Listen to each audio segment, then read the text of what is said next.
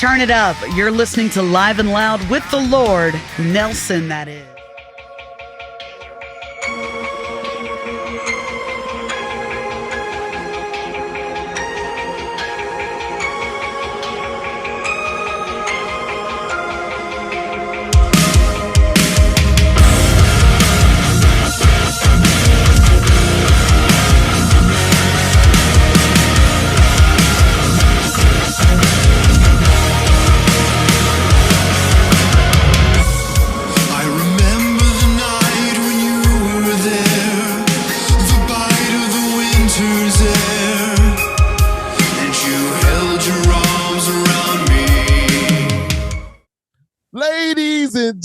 Ladies and gentlemen, once again, you know who it is. It is yours truly, the Lord Nelson, that is, from the podcast Live and Loud with the Lord on the CMS Network with 5 Royals Entertainment.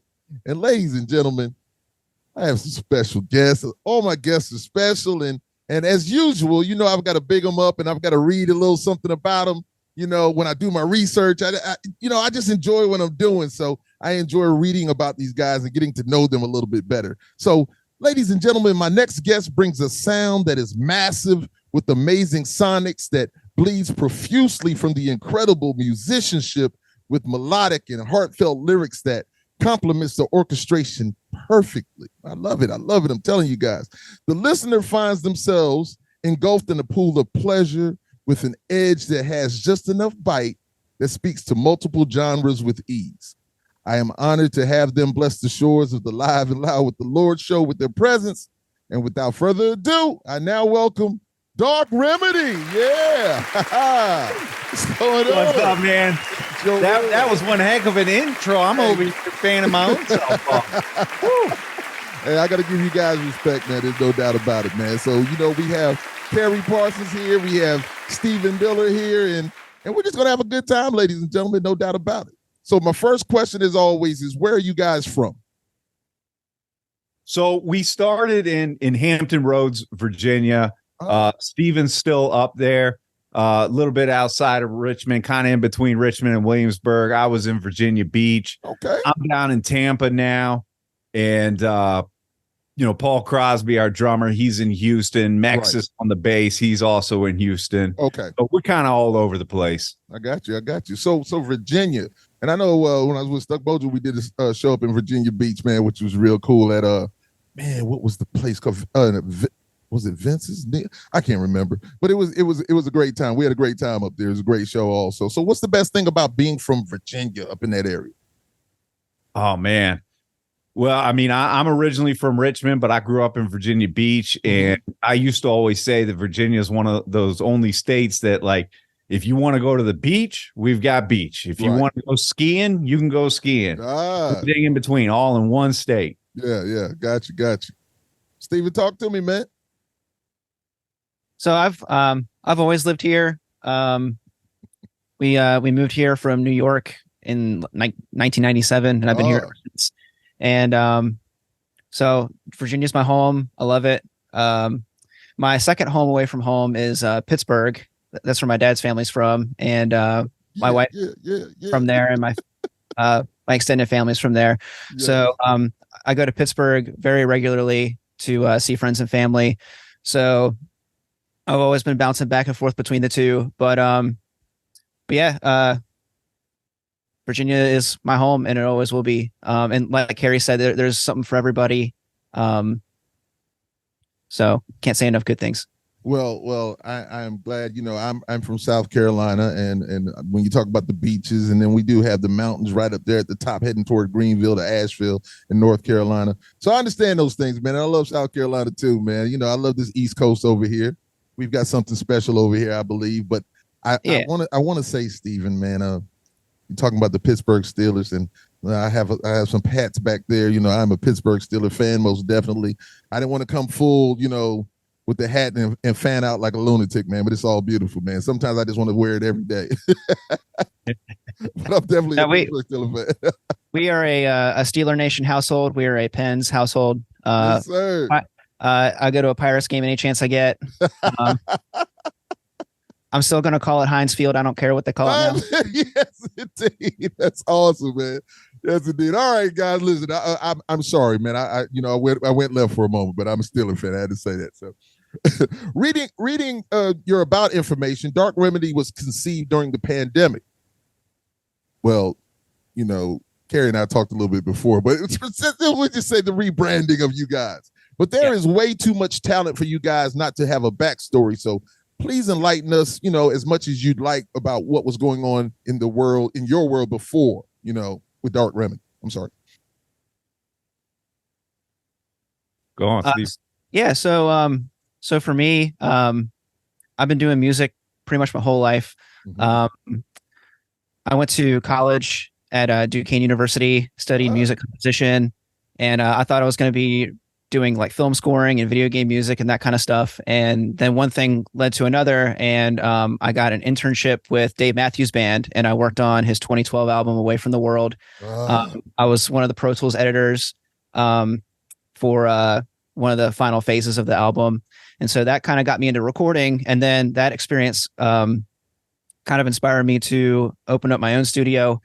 And so I've been recording heavy metal bands all up and down the East Coast for the past 9-10 years now. And I've had some other bands in the past, from death metal to sludge to metalcore. I've just been kind of doing it all. And then around, what was it, like 2016, 2017, I met Cary. Mm-hmm. He had his own band, Sinister. He came to me as a client, and we've always been really cool working together.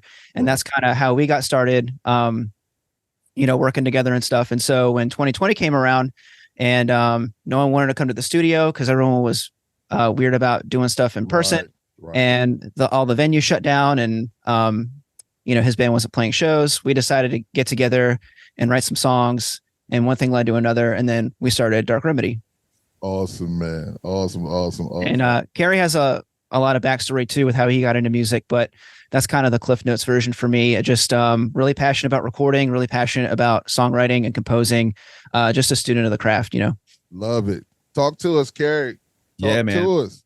So growing up, it was bluegrass and country music for me. My grandmother was best friends with Bill Monroe, Cotton Eye Joe, and I grew up backstage at the Grand Ole Opry, hanging out with Bill and Hank Jr. and people like that. Goodness, bro. That was what got the show business and the music passion into me. And then, when I was, 7 or something like that, I discovered Kiss, and Kiss led me down the rabbit hole of Black Sabbaths and the Metallicas and all that. And I was like, man, to hell with country music.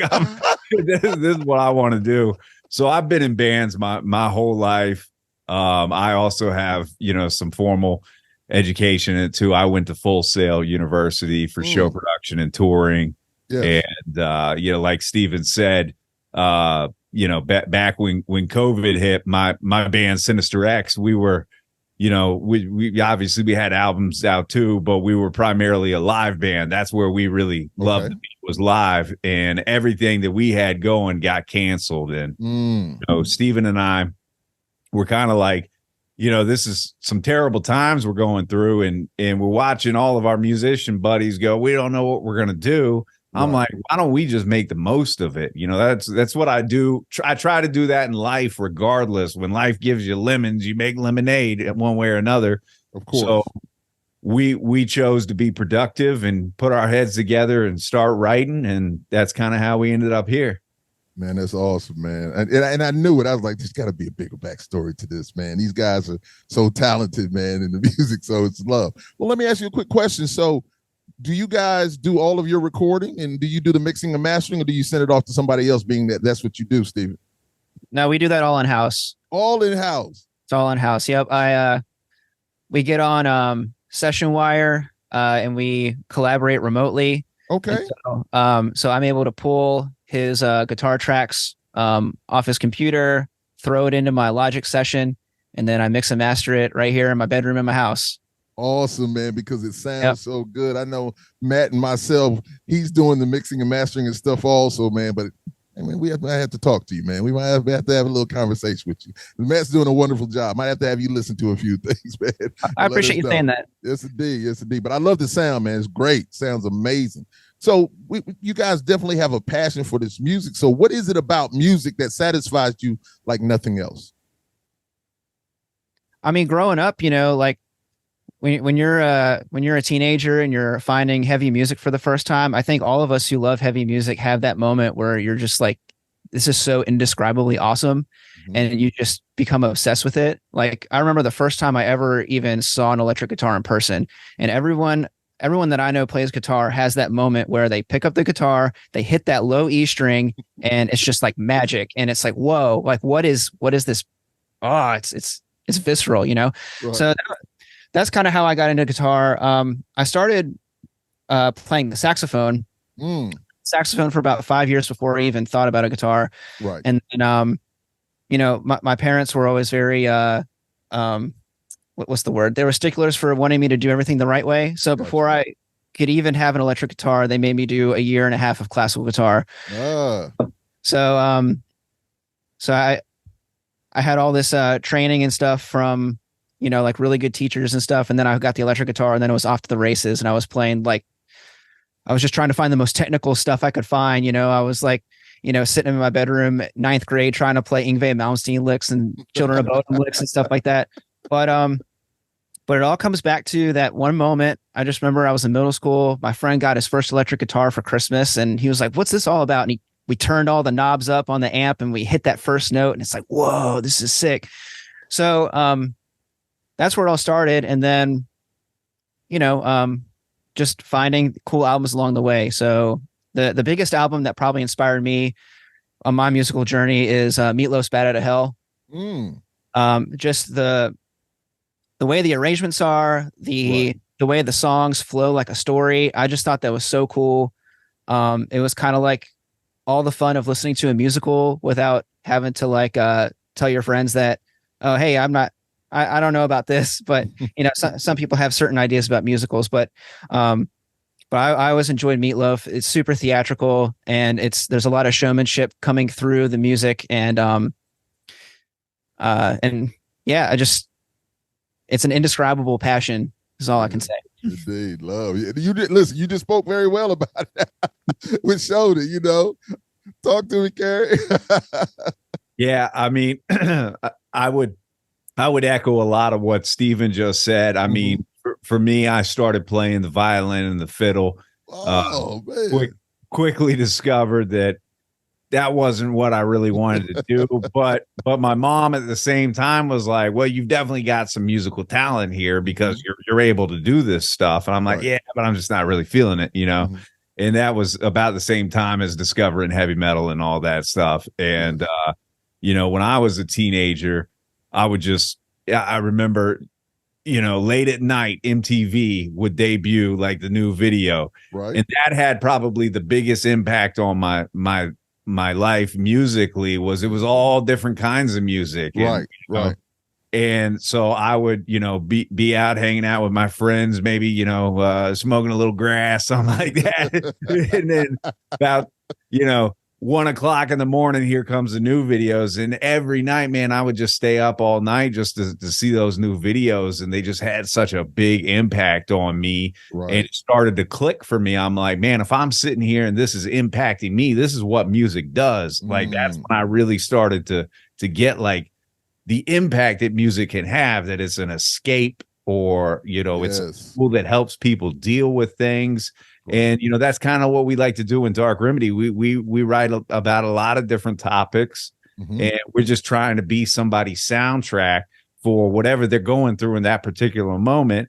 We might have something that could help you get through that, Indeed. Awesome, man. Ooh, I love both of those, man. That's great. It's great. Because I always like to say that music is a time machine. You mentioned like MTV, and anytime those songs or those videos come on, man, it's like you're taken back. You're like, I'm so visual. I'm like, I'm back there again, and I feel it. I'm just like, wow, I remember being here at this time. Just an amazing thing, man. So on your musical journey so far, have you had any obstacles or barriers you faced that have made you stronger and more focused on winning? Man, every day is an obstacle nowadays. I mean, it's kind of like a double-edged sword. It's easier now to get out to the masses. Right. But because it's easier to get out to the masses, there's so many people doing it too. Yes. And it's so hard to get attention if you're doing it like we are. You know, there's things that we could do that we are aware of that, you know, like viral kind of stuff. Yes. That we've always sort of avoided as a band because we just want to be true to ourselves and do music that we're proud of the way we want, you know, instead of following trends and all that. But that alone, just the sheer amount of bands, it's a good thing and it's a bad thing. I mean, for fans, it's an amazing time. You know, we've all heard some, you know, washed up rock stars saying that rock is dead. I strongly disagree with that. I think we're in a revolution of rock right now. It's definitely not dead. It's good for the fans, but it, you know, it's harder for us. You know, every release we do, both musically and from how we market it, how we get it out, it's a learning experience for us. And we try different things and we take a look at what's working and we tweak it from there. You know, it's always adapting. Indeed. Steve? Oh, I was just gonna chime in and say I don't think there's been this many good rock bands out ever than there are right now. And with streaming and stuff like that, you can really hone in and find that niche of what you really want to listen to. Like if you like hard rock with like a symphony, like you can find that now, and you don't have to wait for some guy at a record label to have some crazy idea about it for you to hear it. Like it's all on demand. And there's so many talented people that you never would have been able to hear back then that you can find nowadays. True. Great points from both of you, man. There's no doubt. I just had a friend that was talking to me and we were talking about music, and he was just like, yeah, you know, it's not like the old days. I said, my brother, I don't know what you've been listening to or looking at. I said, you're just maybe holding on to all the old stuff. Nothing wrong with that. I said, but there's so many bands out there beyond what you could ever imagine. And just like, you know, social media and all these things has brought it to light. Just like, you know, just like Cary was saying, there's so many bands out there, man. And so, yes, indeed, there's music out there. If you want it, whatever you like is out there for you. There's no doubt about it. For sure. It's almost overwhelming, you know, like but if you're a music junkie, there's no better time than now. Right. Indeed. So what does winning in music look like to Dark Remedy? Man, that's a that's a loaded question there. You know, the ego wants to say winning for us is when we're a household name, but really what makes like my heart the fullest is when we put out a video or we put out a song and fans hit us up and say, hey, this really meant something to us because of this. That's winning. You know, I mean, that at the end of the day is the best anybody can hope for as an artist, and anything more than that is just a blessing, I think. Awesome. So, Steven, I'm always going to want you to chime on in, man. You know, handle your business, young man. Talk to me. So, as a songwriter, it really does feel good when random people on the internet just find your song and stumble upon it and, you know, have something positive to say. It's, you know, you put all this effort into making this package for someone to see, and when it finally reaches them and it's positive, it's like, okay, we did our job. So even though it's incremental baby steps, every little step is a step forward as far as I'm concerned. So just the fact that someone took the time out of their day to listen to something that we have our name on, it means the most, because they could be listening to anybody, but they chose to listen to us for, you know, even just 3 minutes. It's a good feeling to know that we're reaching someone. 100%, man. Well said. So your music has a mainstream vibe to it with meaningful lyrics, yet it's still big, bold, and beautiful. What comes first, the music or the lyrics for you guys? It really just depends on the song. Our first single that we put out, Blood Money, that started with the phrase, I'll sell my soul and I'll buy it back later. We were having a text conversation. We were talking we were talking about like, I forget some business thing that we were trying to figure out in the moment, and Cary just spouted that off, and we were both just like, wait a minute, hold on. And then I pulled out my acoustic. I got him on like a FaceTime call, and I'm like, check this out. And I just started jamming, and that was the song. And we kind of came up with that really quickly. But then there's other songs where maybe I'm sitting on like a riff idea for a while, or Cary brings something to the table that we've been kind of wood shopping, on our own, and then we bring it to each other and we kind of work it out. So it really just depends on the song and what our timetable is looking like and how much time we have to actually work on stuff. I got you. Because I know, like me, a lot of times I'll just have a melody in my head, and maybe I'll just grab my iPhone and I'll put it on my phone, just what the melody is. But then, but I can write from that, just something I have in my head or whatever. Man, I love music, man. Yes, the voice memo app is my best friend too. Yes, indeed. I probably have like on this phone 1,000, on my other phone maybe like 1,600 things on. I mean, it's crazy. People think I'm crazy. I'm like, no, because ideas are always popping in my head. So I know you guys are just like that, man. It's awesome, man. So in your specific genre of music, do you feel it has grown and become better, stayed the same, or taken a step back? It's definitely grown. It may not, rock as a whole may not be as mainstream as it was, in the early 2000s, but in terms of, just advancement as a genre and just how people are doing this. I mean, in the early 2000s, using session wire to collaborate states away was not even a thing. And, one thing that I've noticed, and I talk to Steven all the time about, is I'm like, man, the level of talent, I'm a hair metal fan, and, all the great guitar players that came out of the 80s hair metal, just the most talented people ever. Right. That's still happening now on a smaller scale that, a lot of bands are like us where they're self-producing and they've got to do everything themselves. So you can have singers that, they could be full-on symphony composers, what they're doing with the electronics and everything. And I mean, I think the level of talent that's happening right now is something we've really never seen at this level. Indeed. So what's more exciting to you, creating the music or performing the music? Man, for me, it's definitely creating the music. I love playing live, but to me, playing live is the vehicle to get the song out. I've always been a songwriter first, but I definitely do enjoy all the aspects of it. But what fills up my gas tank at the end of the day is writing a cool song, because the music is what stays with you forever. A show is only an hour or so when you're on stage. But of course, when you're on stage, it's transcendent of time in a way, because you're having this experience with an entire crowd of people, and it's like a synchronicity thing where you're all locked in together. So there's magic in that too. But with everything being locked down and being stuck in my studio, I found a little happy place where I can just write some cool music, and hopefully everyone else thinks it's cool too. Indeed, awesome, man. Yeah, I mean, for me, live is like a religious experience almost. It's like when I look out at the crowd, I'm like, these are my people. I'm with my people. We all are here because we love the same thing. And it doesn't necessarily just mean us, just this experience we're having together. But like Steven said, the creative side of it, I mean, that's what really gets me excited is creating these things, because you never know what's going to happen. Right. You don't know what's coming out. You don't. Indeed. So what has been your best show to date, and why?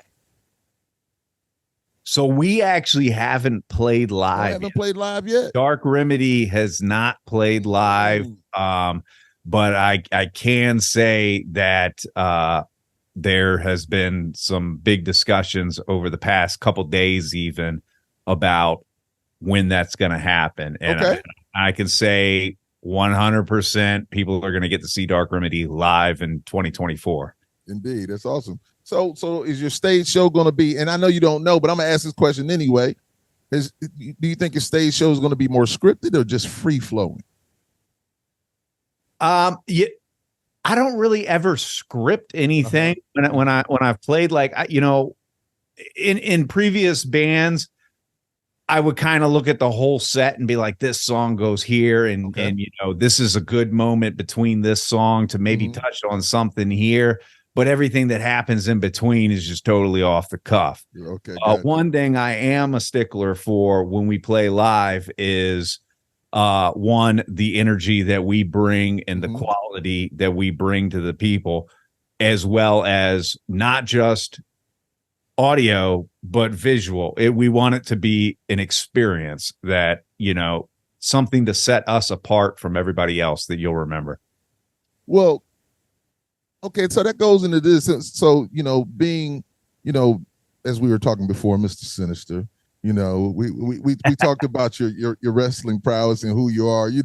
We're talking about the music, but that's also a part of who you are. But speaking about the energy of that crowd. So when you're on that stage, right, and you played in your band before, okay, and you see that your incredible energy has moved the crowd, what does that do for you? What does the people do? So you kind of touched on it a little bit. What does that do for you guys? I feed off of it, man. If the whatever the crowd is throwing at me, I'm just absorbing all of that, and I'm throwing it right back out 10 times more at them. Right. And that's, I don't think a lot of fans always realize that, when bands are up on stage hyping you up, it's for a reason, because the more hype you get, the more hype we get. Yes, indeed. Nothing like that vibe, man, of going up there and being on that stage and having everybody into your music.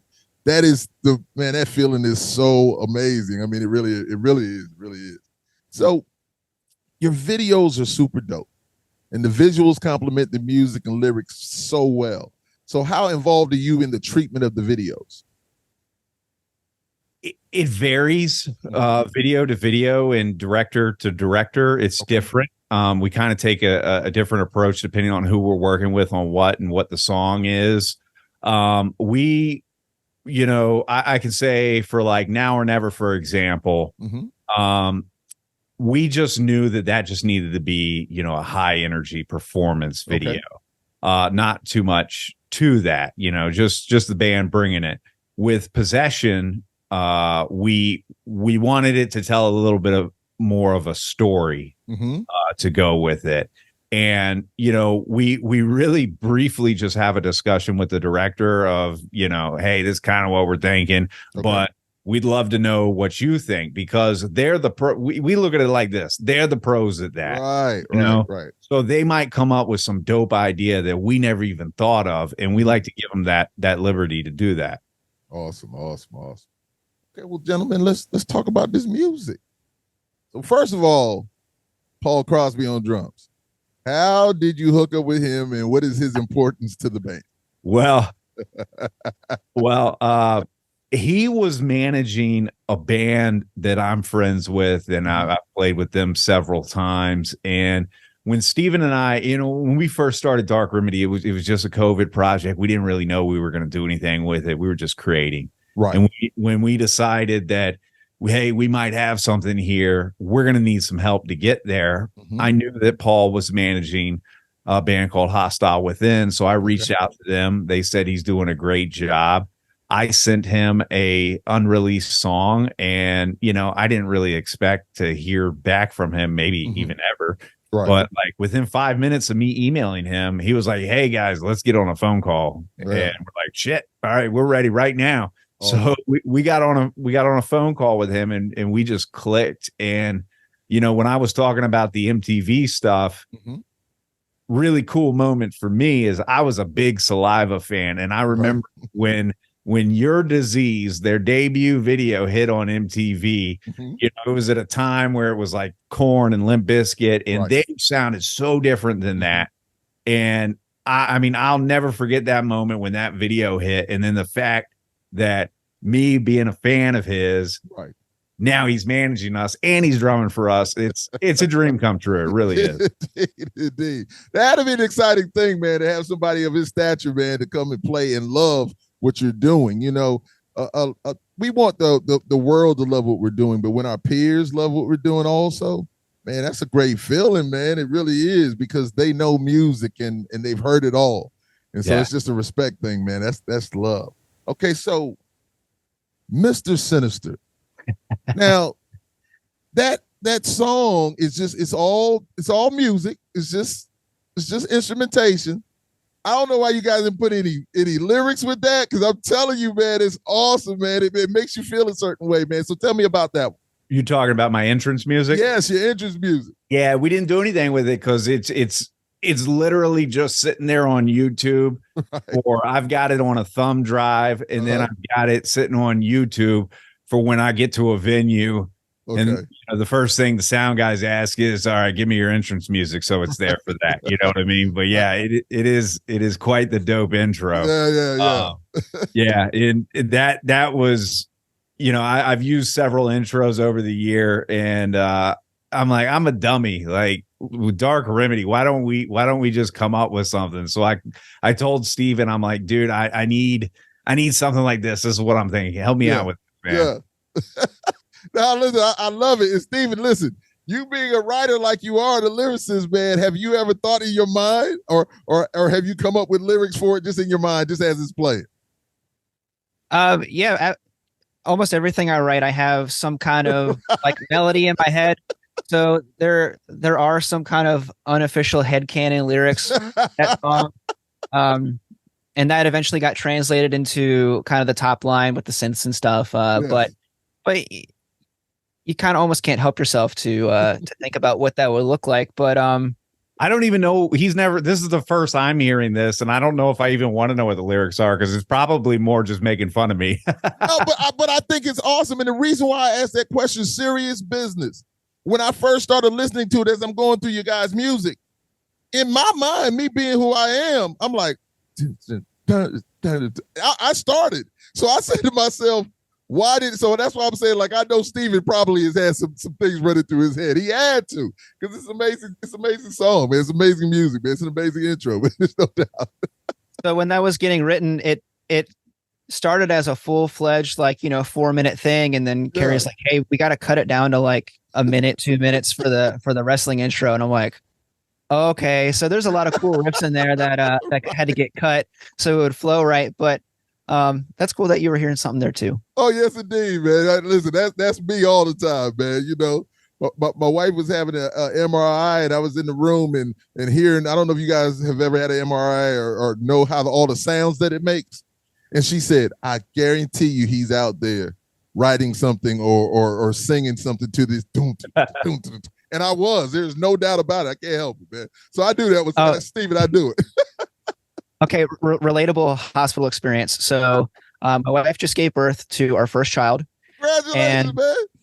And when they have all the monitor stuff hooked up to them, and they're checking the heart, and you're hearing the beeping go, I'm like texting my college friends. I'm like, hey guys, what polyrhythm is this? Just being super nerdy about it. So I can relate to that. Oh my goodness, yes indeed. All right, so let's talk about Haunted. Is this a personal story? There's a lot of emotional pain in this song, man. Yeah, so this song evolved over a couple years. It was one of the first songs we wrote for the band, and then we released it with some new trimmings and trappings for the video, updated mix, Paul's drums, etc. Right.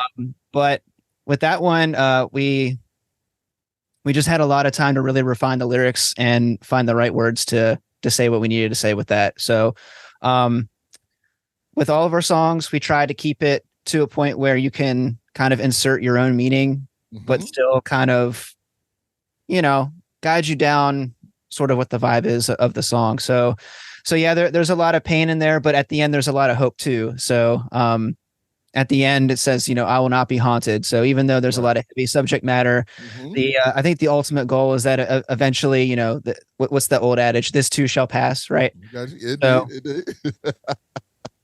Awesome. Okay, Blood Money. Love it. All true. Listen, sell my soul and I'll buy it back later, as we talked about earlier. And I knew when Cary said it or when you said it, I was just like, yo, I said, I remember that. I remember that line, because I was just like, yes, indeed. I was like, let me write this down. Tell me about Blood Money. Man, I'll just tell the real deal how that one came out. I don't think we've ever said this, but it's whatever. So, we started as more of a prog metal band. Okay. And we had started to write some stuff that were like, this might have some radio potential. Mm-hmm. And we had a discussion with Paul, and he was like, man, y'all got some bangers here. If y'all had like one more big radio anthem kind of song, man, this would really be cool. And I was like, okay. So we got off the phone with Paul, and I was like, that popped in my head. I'm like, sell my soul and I'll buy it back later. Here we go. It was just very fitting for what we were going through. Indeed. All right. Now or never. So I can see the crowd singing this song, and I love the energy of it.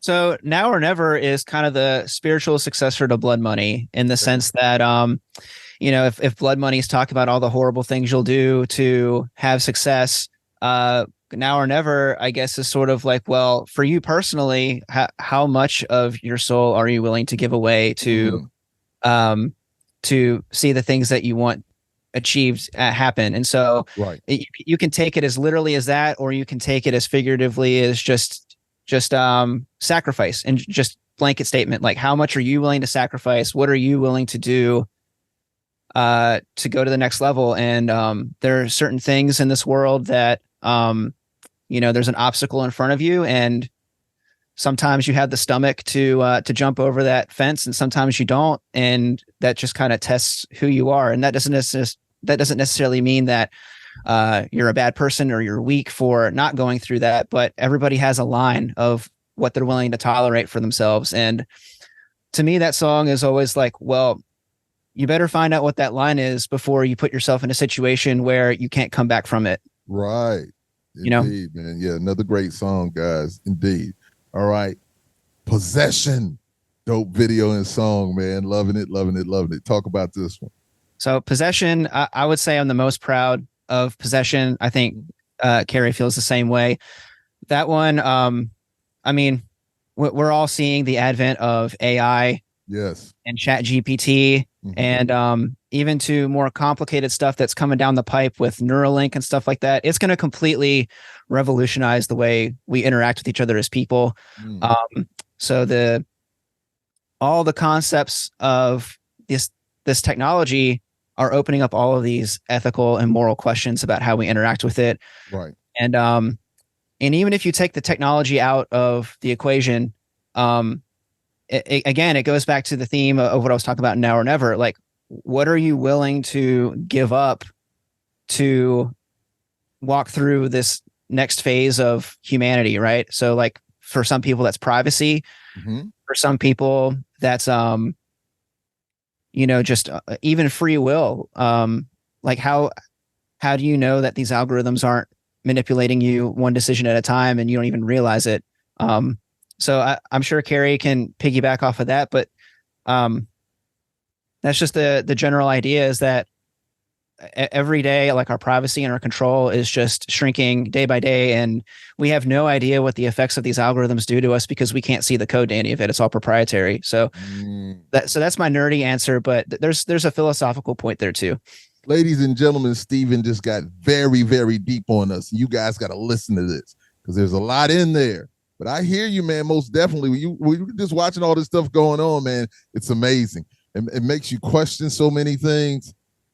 I like it. I love it. So, Cary, you want to piggyback on that, sir? Yeah, I mean, Steven said it perfect. It doesn't really get more relevant than what we're talking about in there. The message means a lot, but, me being a rhythm guy, all about that groove too. And Possession has just got this sexy groove to it that, throughout this year, we've been kind of trying to figure ourselves out too. We're as far as everybody's concerned, we're a young band still developing our sound. Right. And for me, Possession, we've been sitting on Possession for a while now, waiting to get it out. And that for me was like, okay, this is unique to us. Like, this is us starting to come into our own here and develop our own little niche here and our own sound. So Possession is it's a very, very, very special song to me. What we did with the video, and Thomas Crane from Kill Devil Films absolutely slayed it. Yes. I mean, just start to finish, from the art to the song to the video, I have never been more proud. That's awesome, man, because it captures your attention. It's here, it's there, boom, all the visuals popping in and out, man. Definitely another dope one, man. Indeed. So what are you guys planning on doing? Do you plan on doing an album? You plan on continuing to release singles? So we've been around and around with that, because we're sitting on a ton of content and finished stuff too, that's good. All this year, man, we just been chasing that radio, and we've got songs that, like, one of my favorite songs we've ever done, and I think that the fans are gonna love it. Nobody's ever heard it. It hasn't been released because it wasn't really one that we thought was going to do well on radio, even though it's a good song. And so we just been trying to build the name, and we're like, all right, what do we do next? Do we drop an album? Do we drop an EP? Right. And I think we've kind of decided that probably neither one of them makes sense. Let's just keep doing singles. Right. And we're going to do, it's expensive doing singles. I mean, every song we do, video, art, right. PR teams, in the radio teams and in the Spotify people and all that. I mean, it adds up, and we're an independent band. Right. So Steven and I are the ones funding it. And, we're like, all right, well, if we're focusing on doing this, we're spending a lot of money on singles, we might get to the point where we never even release these songs, and these are good songs. So we kind of came up with a plan that the songs that we don't think are going to be right for radio, but are still great songs, we're going to release them in between. Okay. So the amount of content that we've been pushing is about to get doubled. Because the biggest challenge for us is, like, when the world looks at us, they see 4 songs, right? But we know that there's a lot more than that. It's just how do you get it out? So, we're probably going to do something along the lines of, we'll have a big song with, full blown music video, a lot going on with it. And then right after that, there'll be one that might just be like a lyric video or something like that. Gotcha. So yeah, that's probably the route we're going. Yeah. And I think that it's a good thing, because with in my situation, we're doing the same thing. And we thought about putting out an EP or an album at the end of the year, just kind of putting out singles to kind of see what works or whatever like that. But listening to you guys and knowing that you guys have my last conversation I had with Keith Watson of Intemperate Sons, talking about having that team, and Corey Lowry, formerly of Stuck Mojo of Seether now, Corey and I talked about that also, about having that team. And you guys 100%, I know you have a team behind you doing things, because you're handling things so well, even at being an independent. And I know that's really, how important is that team to you? That they're everything. I mean, we have the A team, from our distro to management to our PR people, our radio people, our Spotify promotions people. I mean, we couldn't, and our art guy, we couldn't do what we do and present it well without them. And it's a great feeling for us, because we really feel that our team believes in us. Right. Wholeheartedly. They want to push us, get us to the next level. And to have that support, to have people that believe in you, that are working with you and behind you, I mean, there's nothing better. Indeed, man. Awesome. Well, we're getting close to the end of this. I don't want to end. I'm enjoying this conversation, guys. I'm telling you, I really am, man. Why is Dark Remedy a must-watch and listen?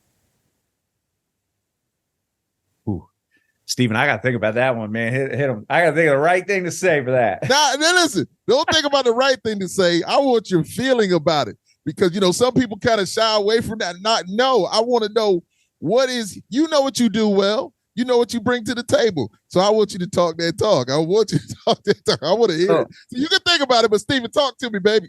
So what I think we do really well is the way that we incorporate the synthesizers and the extra production to what, fundamentally is just a basic kick-ass rock song. There's a lot of people out there that just love good old rock and roll. And then there's a lot of people who love all this new stuff where it's just, you just have tons of weird, crazy sounds coming at you. And we try to just take the best of everything that's going on right now in modern music and just put it in a context that just sounds new and fresh. And so Cary and I are both into theatrics and storytelling. Okay. We really hope that all this extra production we're doing really helps sell the story. Indeed. Awesome, man. I love it. Love it. Cary has had a moment. Cary, talk Man, I still haven't thought of nothing, but the best I can. He's trying to, he's trying to be humble. I don't want to say like, well, why wouldn't you like Dark Remedy? You know what I mean? But like, what it boils down to is we're just two dudes with a dream. You know, like we're still fans of music, and I mean, when I say that Steven and I eat, sleep, and breathe music, I really mean it. We are just students of the game. We're not trying to be trendy. We're not trying to jump on any hype trains, man. We're just making good music that we like first and foremost. And, you know, I mean, we're being real. You know, we're talking about real stuff. Yes. We're staying true to ourselves. And, you know, I think there's something to be said for that nowadays. Indeed. But see, listen, another great answer, man. You know, some people get really kind of like, well, you know, I was just like, no, just talk your talk. Just talk about who you are. Talk about the greatness. You're doing this music. You know that you feel that your music is great. There's nothing wrong with saying that. That's what it's about. You're out here we are out here to entertain. So let's entertain. It's all love, and it's beautiful, man. So it's the funniest thing, right? Artists always get choked up when they talk about their own stuff. So right. Indeed, man. Awesome though. So my very last question that I like to ask everybody is, what was the last song you listened to?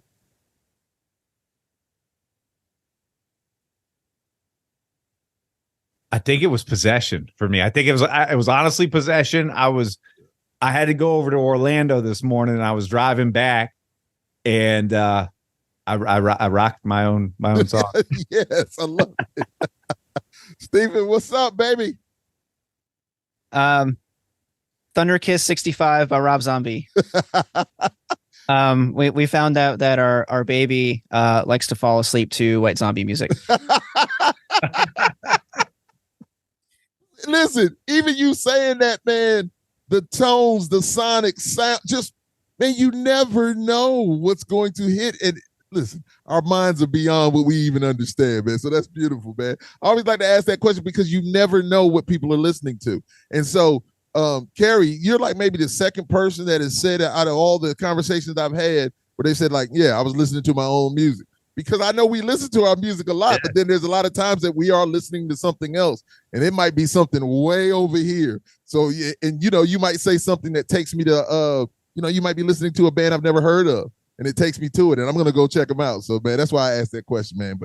But gentlemen, I just want to say that this has been another great conversation. I'm honored and thankful and grateful to have you here. I really appreciate you taking the time out of your busy schedules to hang out with the Lord, Nelson, that is.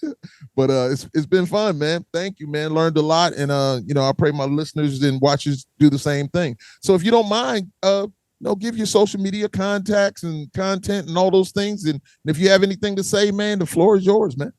Well, hey, man, first off, we appreciate you, everything you do for artists like ourselves, man. It you know, it really means a lot, and it helps us a lot that people are willing to give us a platform to get to know us. So we appreciate you. You can check out Dark Remedy at darkremedyband.com. We're on all the socials at Dark Remedy Band. Stay tuned. We got some surprises coming up here in a few weeks that I don't think anybody's going to see coming. So stay tuned to our social media, and we'll be announcing some stuff pretty soon. It's awesome, man.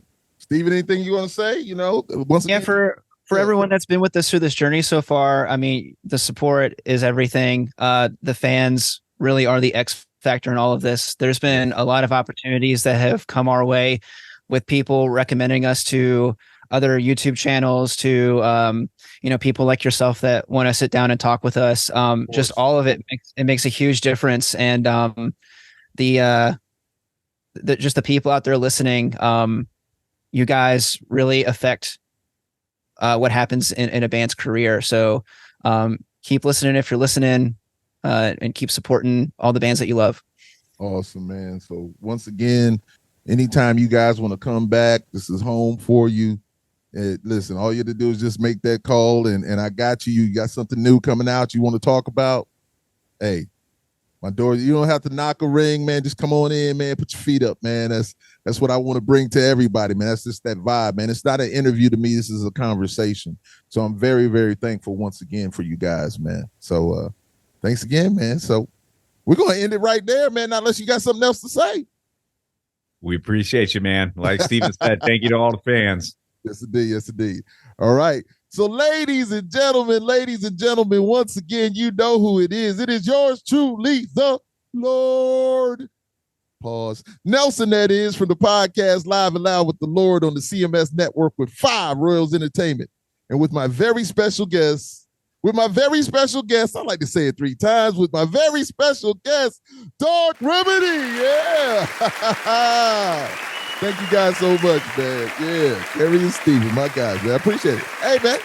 Great time, man. Thank you very much, man. Yeah, thank you so much, man. Yep.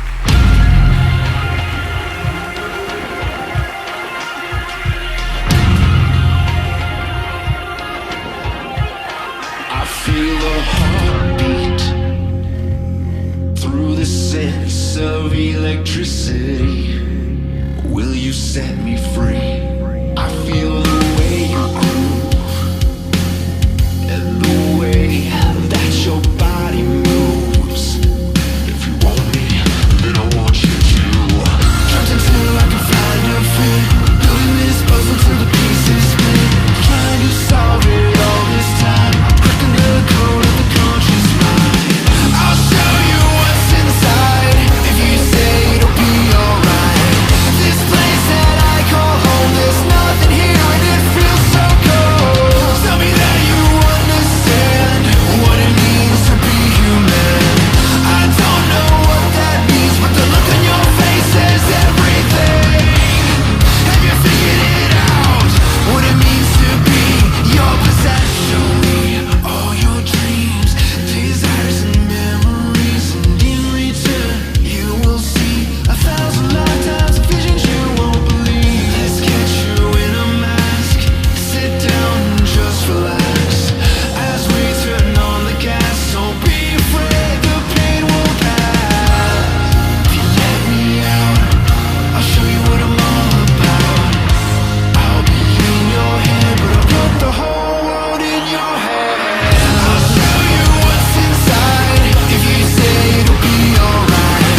This place that I call home, there's nothing here and it feels so cold. Tell me that you understand what it means to be human. I don't know what that means, but the look on your face says everything. Have you figured it out?